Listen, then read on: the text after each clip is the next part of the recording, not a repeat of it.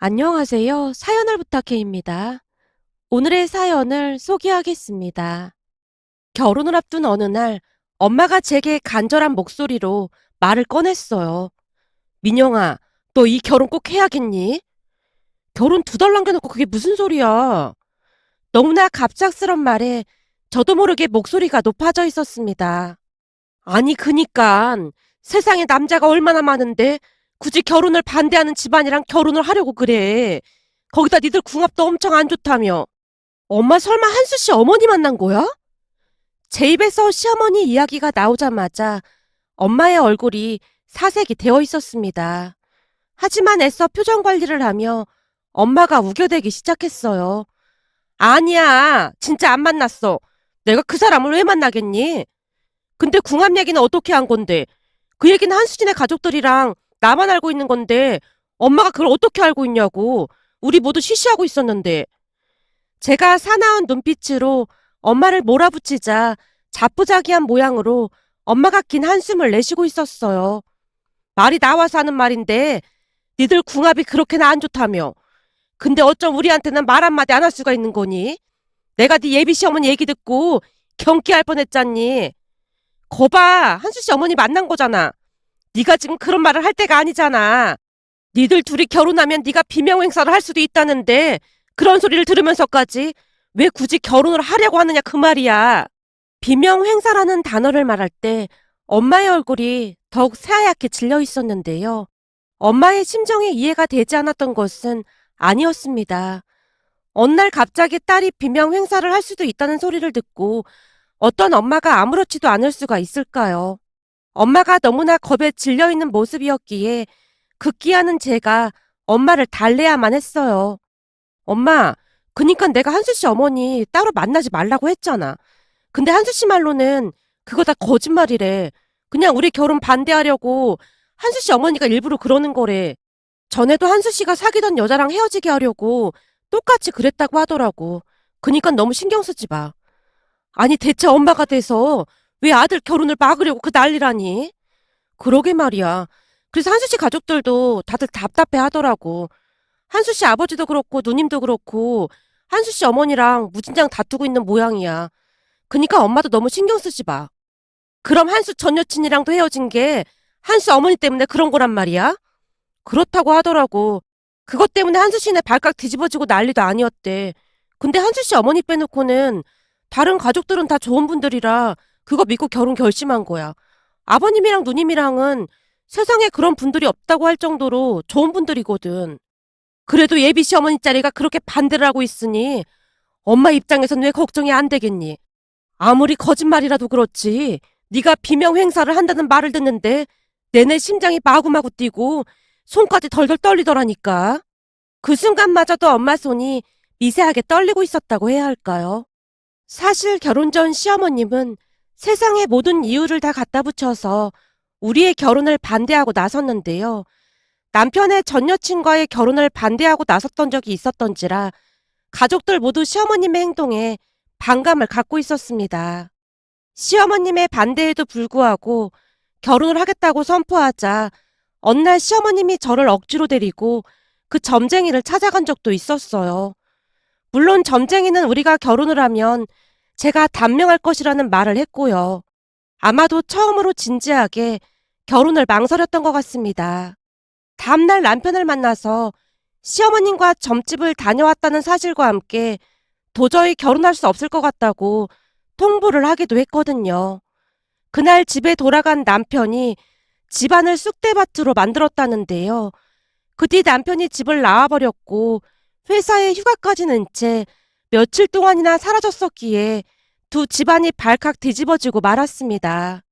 결국 시아버님이 시어머님을 정신병원에 보내버리겠다는 말까지 하게 되었고 그제야 심각성을 깨달았던 모양으로 더 이상 반대를 하지 않겠다는 시어머님의 다짐을 받고서야 남편이 집으로 들어갔어요. 그런데 한동안 조용하던 시어머님이 이번에는 우리 엄마까지 따로 만나서는 결혼을 시키지 말라는 말을 했다는 말에 온몸에 힘이 빠져나가는 느낌이었어요. 그렇다고 남편에게 또다시 이야기를 했다가는 정말로 시어머님을 정신병원으로 보내버릴 기세였기에 그냥 모른 척하기로 했습니다.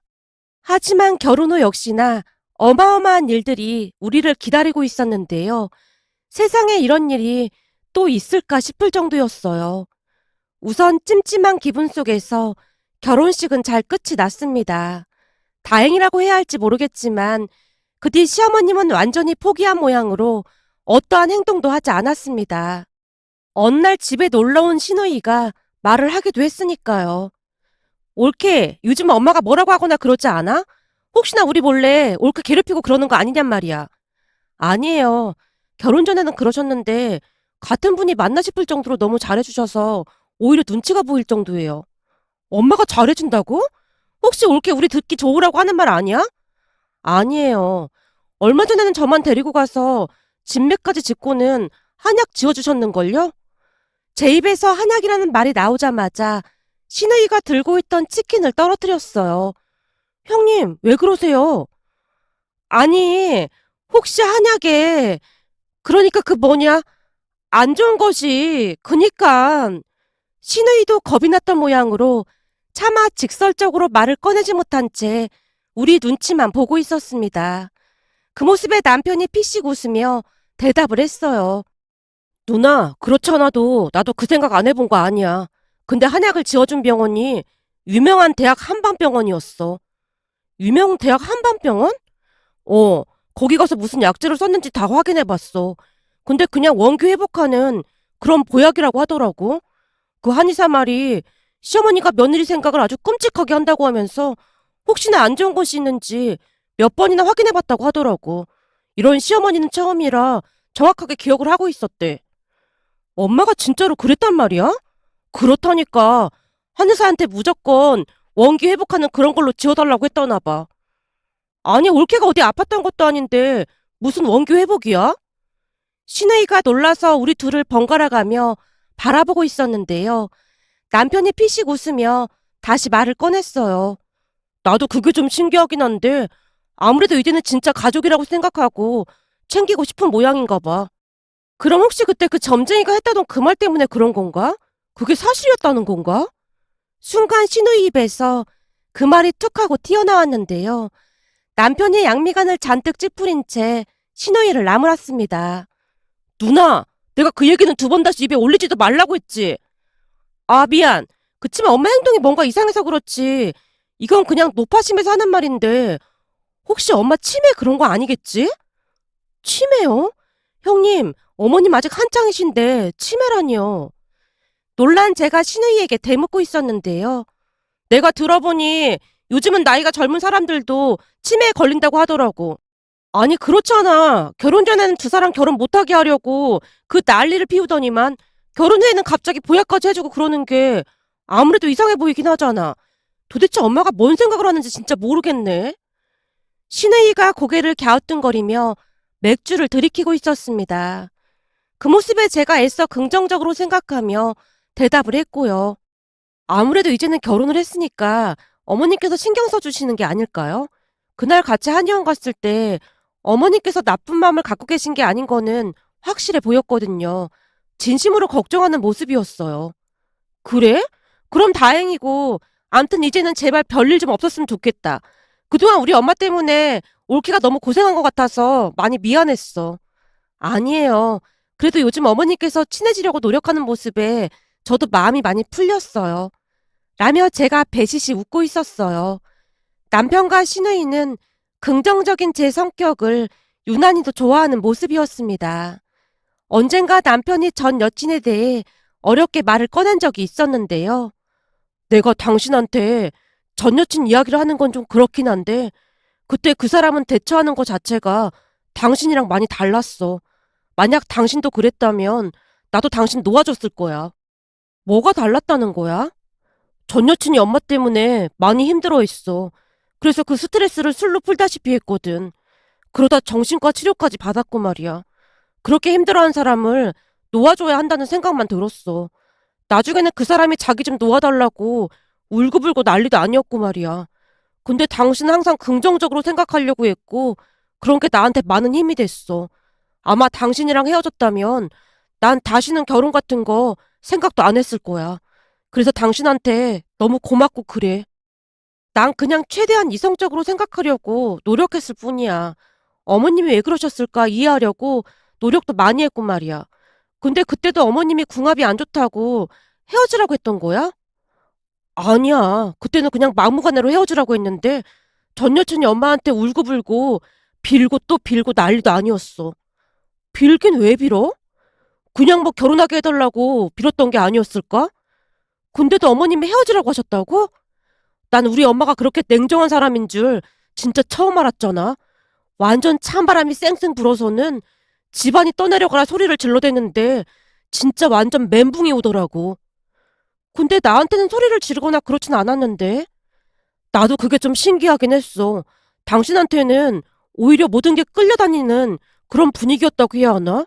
내가 보기엔 당신 귀에 그냥 눌린 게 아닌가 싶어.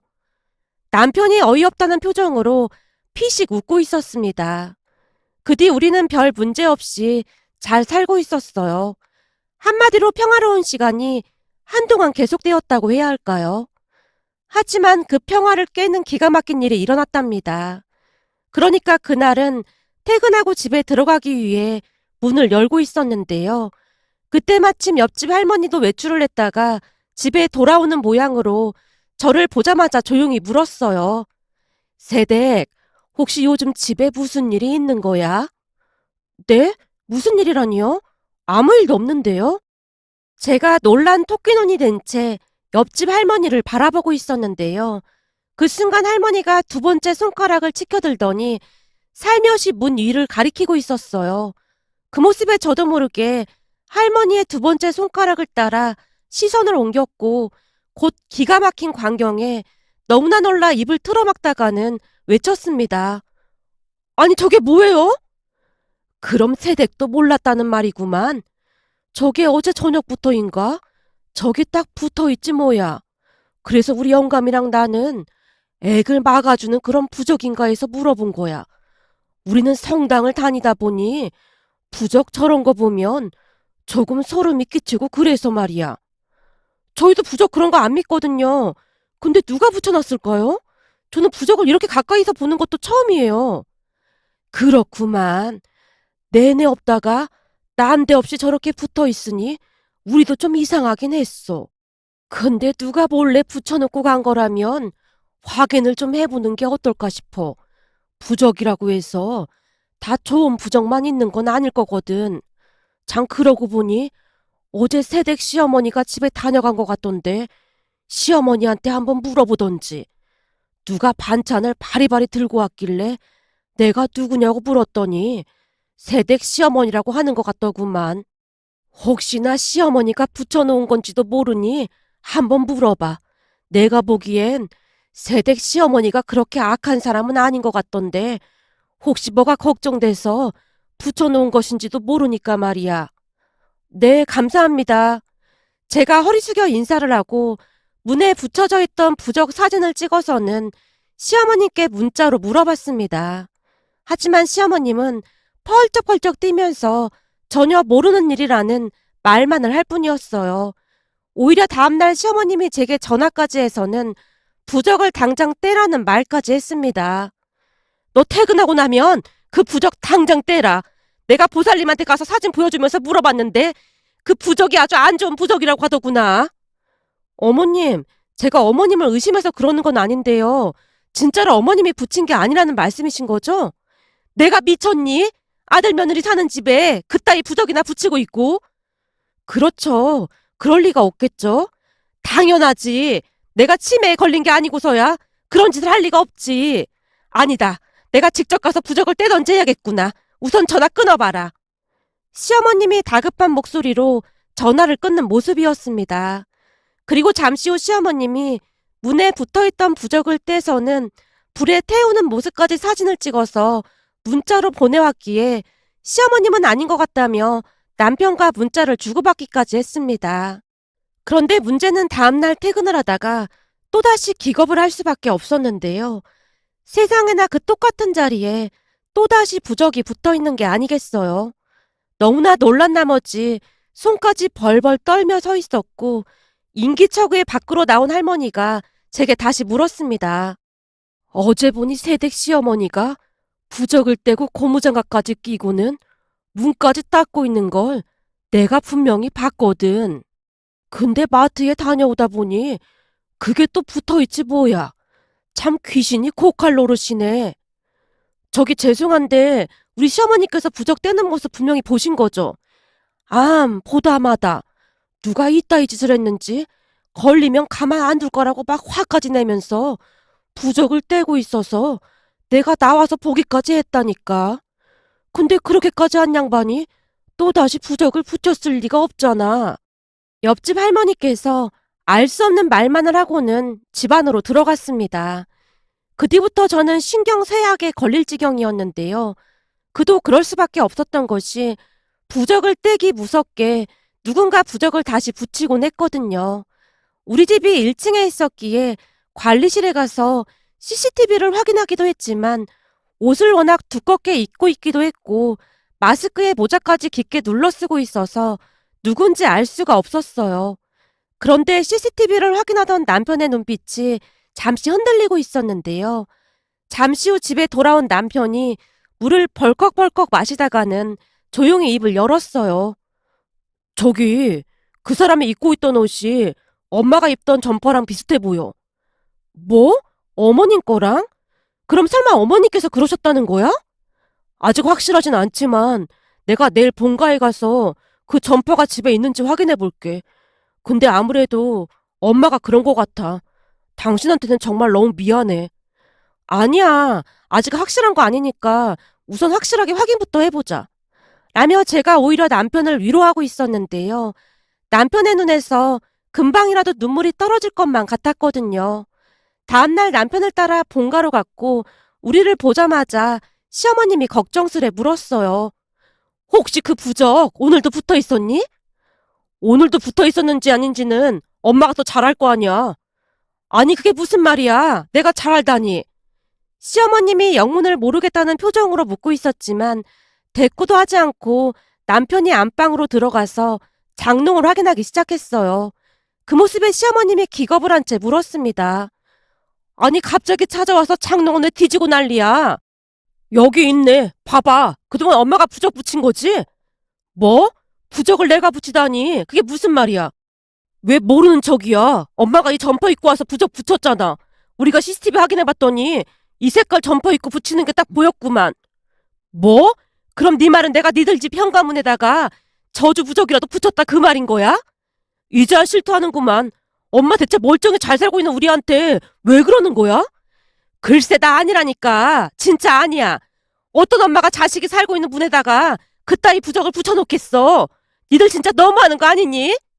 정말 억울했던 모양으로 시어머님이 얼굴까지 감싸고는 눈물을 흘리고 있었어요. 그 모습에 제 마음이 약해질 수밖에 없었기에 제가 남편을 말렸습니다. 여보, 옷 색깔이 비슷하긴 한데 아직 확실한 건 아니잖아. 그니까 제발 진정 좀 해. 엄마 진짜 아니라는 거야? 맹세할 수 있어? 진짜 아니라니까. 뭘 걸고 맹세할까? 내 전부를 걸고 맹세할 수 있어. 시어머님이 너무나 완강하게 나오고 있었기에 오히려 우리가 큰 실수를 한 것만 같아 몸둘 바를 모를 정도였어요. 결국 우리는 시어머님께 사과를 드린 뒤 집으로 돌아왔는데요. 그 뒤 며칠 동안은 부적이 붙어있지 않았기에 다행이라는 생각을 한 채 지냈습니다. 그렇게 며칠이나 지났을까요? 그날은 옷장 안에서 옷을 찾기 위해 제가 옷장을 뒤지고 있었는데요. 안쪽 구석에 처음 보는 작은 상자 하나가 보였습니다. 워낙 작은 상자였기에 자세히 확인하지 않으면 눈에 띄지도 않는 그런 상자였습니다. 상자를 보자마자 이상한 생각이 들어 상자를 열어봤는데요. 그 안에 또다시 부적이 들어있는 게 아니겠어요? 그때쯤 부적만 보면 심장이 마구마구 뛰었기에 부적을 보자마자 제가 비명을 질러댔고 곧이어 남편이 뛰어들어와서는 바닥에 떨어져 있는 부적을 보며 물었어요. 뭐야, 또 부적이야? 이건 어디서 난 거야? 옷 좀 찾으려고 구석구석 뒤지고 있었는데 이 상자가 들어있었어. 이젠 부적만 봐도 손이 덜덜 떨릴 정도야. 그러게 내가 그랬잖아. 엄마가 분명하다고. 남편이 부적을 마구마구 구겨대더니 시어머니께 전화를 걸었는데요. 시어머님이 너무나 아무렇지도 않게 대답을 했어요. 엄마, 우리 집 옷장에서 또 부적이 발견됐는데 설마 이것도 모르는 일이라고 할 거야? 그 부적이 며느리 기운을 푹 돋아주는 그런 부적이야. 그니까 잘 넣어둬. 엄마, 우리가 부적 때문에 얼마나 스트레스를 받고 있는 줄 알면서 어떻게 이럴 수가 있어? 사실대로 말해봐. 현관문에 붙어있던 부적도 엄마가 그런 거지. 아니라니까. 그건 내가 한 게 절대 아니야. 시어머님이 버럭하는 소리가 고스란히 들려오고 있었어요. 그날 시어머님은 같은 말만을 반복했는데요. 그러니까 한마디로 우리 집 옷장 안에 있던 부적은 제 기운을 북돋아주는 부적이 확실했지만 문 밖에 붙어있던 부적은 당신이 붙여놓은 게 아니라는 말만을 계속해서 반복할 뿐이었어요. 하지만 우리는 시어머님을 믿을 수가 없었습니다. 그 상황에서 어느 누가 시어머님의 말을 믿을 수가 있겠습니까? 그렇게 며칠이 더 지나갔을까요? 회사에서 일을 하고 있는데 전화벨이 울려대서 받았더니 옆집 할머니였어요. 뒤숭숭한 일들이 많다 보니 옆집 할머니와 전화번호를 주고받았었거든요. 그런데 그날 할머니께서 충격적인 말을 꺼냈습니다. 세댁, 우리 영감이랑 내가 그 범인을 잡았어. 네? 그게 무슨 말씀이세요? 범인을 잡다니요. 우리도 그 부적 때문에 영 찜찜해서 마음이 어찌나 불편했는지 몰라. 그래서 우리 영감이랑 내가 비상대기조를 해서 범인이 자주 출근했던 시간에 인터폰을 통해 내내 밖을 내다보고 있었거든. 아니 힘드셨을 텐데 뭐하러 그러셨어요. 그렇잖아도 우리도 방법을 알아보고 있었거든요. 근데 우리 시어머님이 범인인 것 같아서 이러지도 저러지도 못하고 있었어요. 제가 근심 가득한 목소리로 말을 하고 있었는데요. 옆집 할머니께서 기가 막힌 말을 꺼내셨어요. 뭔 소리를 하는 거야? 시댁 시어머니라니. 우리가 교대로 인터폰으로 밖으로 확인하고 있었는데 어떤 여자가 새댁네 집 앞에서 어슬렁거리고 있길래 우리 영감이 막대걸레까지 들고 튀어나갔더니 역시나 부적을 붙이고 있지 뭐야. 근데 이 여자가 우리 영감을 보자마자 그 자리에서 토끼더라 그 말이야. 그래서 영감이 막 소리를 지르면서 그 여자 뒤를 쫓아갔는데 라며 옆집 할머니께서 자세히 말을 해줬는데요. 젊은 여자가 부적을 붙이고 있는 모습에 할아버지께서 도둑이야! 도둑이야! 라고 소리를 지르며 한 손에는 막대걸레까지 들고는 그 여자 뒤를 쫓았답니다. 그런데 너무나 당황했던 나머지 냅다 도망을 가다가는 여자가 도중에 철퍼덕하고 넘어졌다고 하네요. 그런 여자를 경비 아저씨와 할아버지가 잡았고 말이죠. 잡히자마자 여자가 싹싹 빌어대더랍니다. 그냥 장난이었습니다. 제발 경찰에 신고나 하지 말아주세요. 당신 대체 왜 남의 집 문에다가 부적을 붙인 거야? 당신 때문에 우리 아파트 사람들이 다들 얼마나 심란했는 줄 알기나 해. 경찰서 가기 싫으면 우선 이름하고 전화번호 대. 우리도 알고는 있어야 하니까. 경비 아저씨가 경찰에 신고한다고 그 여자에게 다그치자 어쩔 수 없다는 듯이 쭈뼛쭈뼛 신분증을 보여주더랍니다. 그렇게 여자의 신분과 연락처를 확인한 뒤 우선은 돌려보냈다는데요. 경찰에 신고를 하자니 피해 당사자가 아니기도 했고 부적을 붙였다고 신고를 하기가 조금 애매했던 모양으로 우선 우리한테 연락을 한 것 같았어요. 한참을 설명하던 할머니께서 제게 물었습니다. 혹시 새댁 말이야? 김은이라고 알아? 새댁이 아는 사람인 거야? 귀문이요? 아니요. 저는 모르는 사람인데요. 그래. 암튼 그 여자 이름이 김은이라고 하니까 한번 잘 알아봐. 우리가 그 여자한테 받은 전화번호도 남겨놓을게. 라며 할머니가 제게 김은이라는 여자 인적사항과 함께 전화번호를 남겨줬어요. 여자의 인적사항을 알게 된 제가 급히 남편에게 아는 사람인지 문자를 남겼는데요. 문자를 확인한 남편이 제게 바로 전화를 걸어왔어요. 여보, 김은이가 확실하대? 옆집 할머니 말씀으로는 그래. 근데 당신이 아는 사람이야? 제가 묻고 있었지만 남편이 긴 한숨만 내쉬고 있을 뿐이었어요. 답답한 마음이 들어 제가 다시 물었습니다. 혹시 당신이 아는 사람이야? 김은이가 확실하다면 내 전 여친이야. 뭐? 그때 어머님 반대로 헤어졌다던 그 여자 말하는 거야? 말도 안 돼. 근데 그 여자가 왜 우리 집 문에다가 부적을 붙여놔? 그럼 설마 어머님 때문에 헤어져서 앙심을 품고 그랬다는 건가? 저기, 내가 그 여자랑 통화 좀 해봐도 될까? 당연히 해봐야지. 그리고 어떻게 처리할 건지도 잘 생각해봐. 난 오늘 퇴근하고 어머님께 찾아가 봐야겠다. 어머님께 죄송해서 어쩌냐?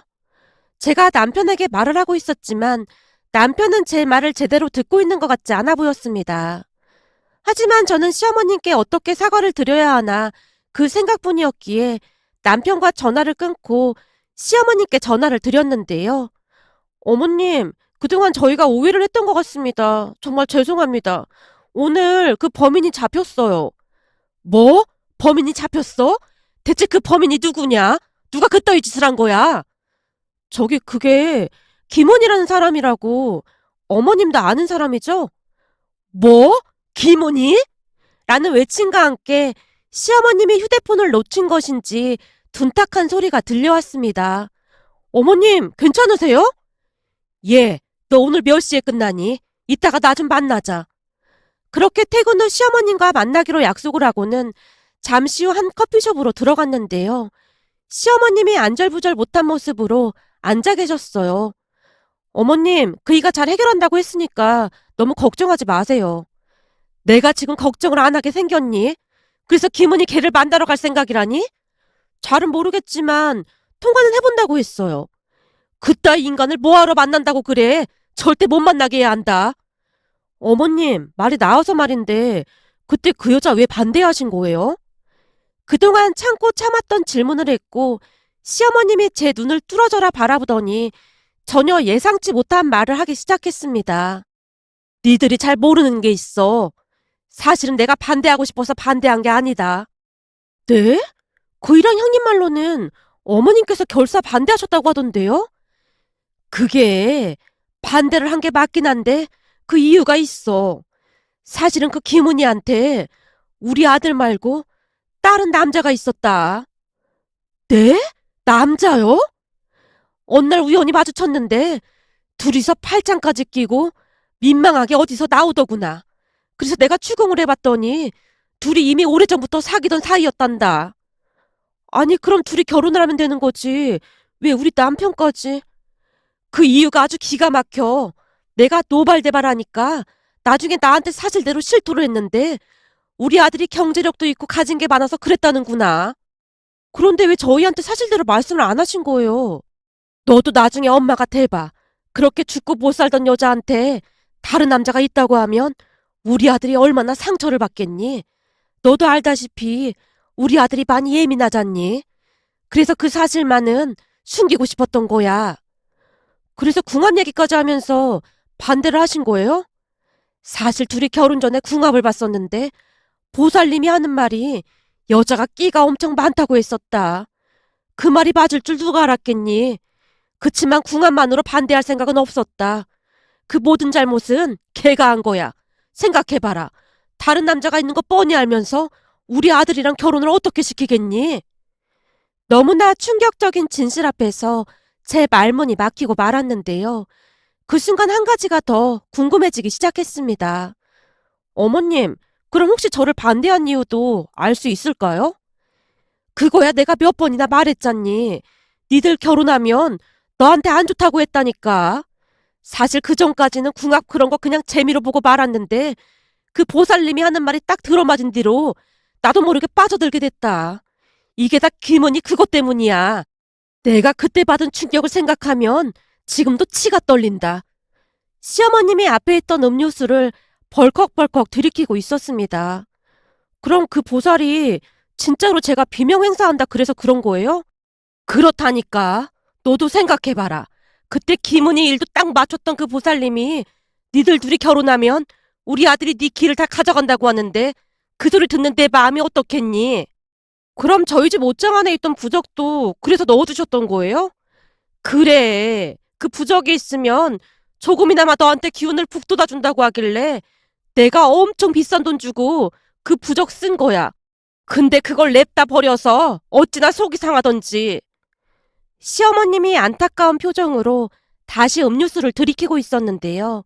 그제서야 모든 사실들이 밝혀졌기에 황당하기도 하고 맥이 풀리기도 했습니다. 결혼을 하고 난 뒤 바로 한약을 해주신 이유도 알겠더라고요. 그렇게 남편에게 모든 진실을 털어놨고 말을 듣던 남편이 많이 놀란 듯 해보였습니다. 난 그런 줄도 모르고 엄마만 원망했던 거네. 당신 입장에서는 그럴 수밖에 없었던 거잖아. 근데 어머님 입장도 이해가 되긴 하더라고. 역시나 자식을 생각하는 엄마 마음은 감히 따라갈 수가 없네. 근데 김은이랑 통화는 해본 거야? 김은이 그 여자 진짜 악질 중에 악질이야. 시종일관 우리 엄마한테 앙심 품고 그랬다고 했거든. 어머님이 김은이한테 그랬다고 하더라고. 당신한테 절대 남자 있다는 거 말하지 말아달라고. 한마디로 그걸 빌미로 어머님이랑 당신 협박한 거나 마찬가지야. 제 말에 남편이 온몸을 부들부들 떨고 있었습니다. 다음날 남편이 김은희 어머니란 사람과 통화를 해서는 모든 사실을 다 말을 했습니다. 김은희 어머니가 놀란 채 몇 번이나 사과를 했다고 하네요. 저기 정말 미안하네.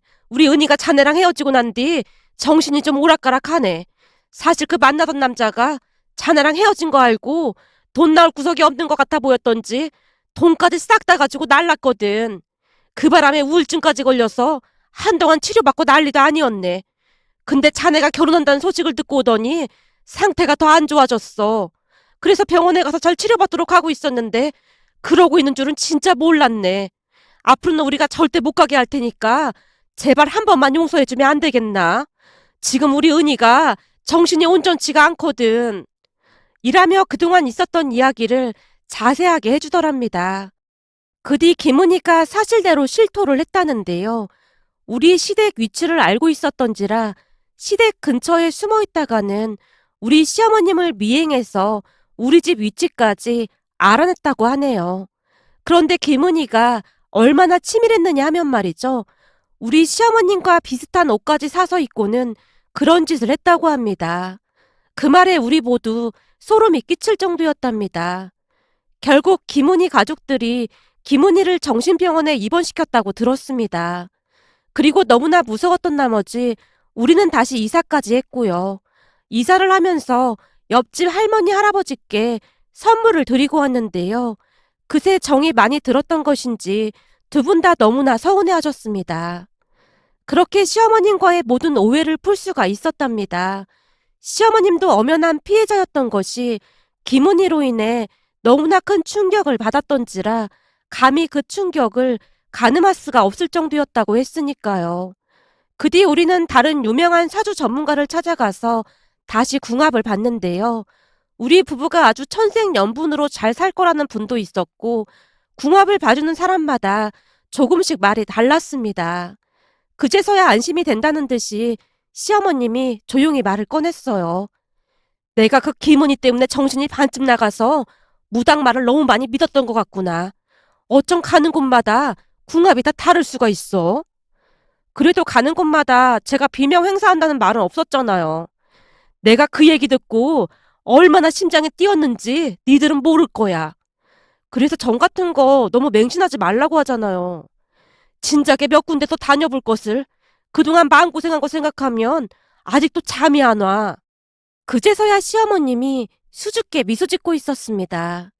그 뒤에 우리는 엄마와 딸처럼 아주 잘 지내고 있답니다. 얼마 전에는 제가 시부모님 보약을 지어드리려 다녀왔었는데요. 세상에 이런 일이 또 있을까 싶어서 이렇게 사연 보내봅니다. 오늘의 사연은 여기까지였습니다. 즐겁게 보셨다면 구독, 좋아요 부탁드립니다. 고맙습니다.